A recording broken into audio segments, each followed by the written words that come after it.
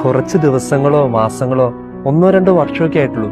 പക്ഷെ ചിലരായിട്ട് വളരെയധികം ഒരു ആത്മബന്ധം തോന്നിയിട്ടുണ്ട്. എന്നാൽ വേറെ ചിലര് ഒരുപാട് വർഷങ്ങളായിട്ട് നമുക്കറിയാം, പക്ഷെ ഒരിക്കലും അവരായിട്ടൊരു അടുപ്പം തോന്നിയിട്ടില്ല. ഈ സൗഹൃദത്തിന്റെ മാനദണ്ഡം എത്ര വർഷങ്ങൾ ചെലവഴിച്ചു എന്നല്ല, എങ്ങനെ ചെലവഴിച്ചു എന്നാണെന്ന് തോന്നുന്നു. ഒപ്പം വചനം ഇങ്ങനെ ഓർമ്മിപ്പിക്കുന്നുണ്ട്, പഴയ സ്നേഹിതനെ പരിത്യജിക്കരുത്, പുതിയവൻ അവന് തുല്യനായിരിക്കില്ല. പുതിയ സ്നേഹിതൻ പുതിയ വീഞ്ഞു പോലെ പഴകുന്തോറും ഹൃദ്യതയേറും. ആമേൻ. കുറച്ച് ദിവസങ്ങളോ മാസങ്ങളോ ഒന്നോ രണ്ടോ വർഷമൊക്കെ ആയിട്ടുള്ളൂ. പക്ഷെ ചിലരായിട്ട് വളരെയധികം ഒരു ആത്മബന്ധം തോന്നിയിട്ടുണ്ട്. എന്നാൽ വേറെ ചിലര് ഒരുപാട് വർഷങ്ങളായിട്ട് നമുക്കറിയാം, പക്ഷെ ഒരിക്കലും അവരായിട്ടൊരു അടുപ്പം തോന്നിയിട്ടില്ല.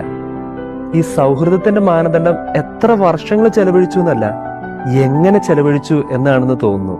ഒപ്പം വചനം ഇങ്ങനെ ഓർമ്മിപ്പിക്കുന്നുണ്ട്, പഴയ സ്നേഹിതനെ പരിത്യജിക്കരുത്, പുതിയവൻ അവന് തുല്യനായിരിക്കില്ല.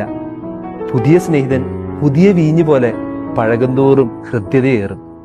ആമേൻ.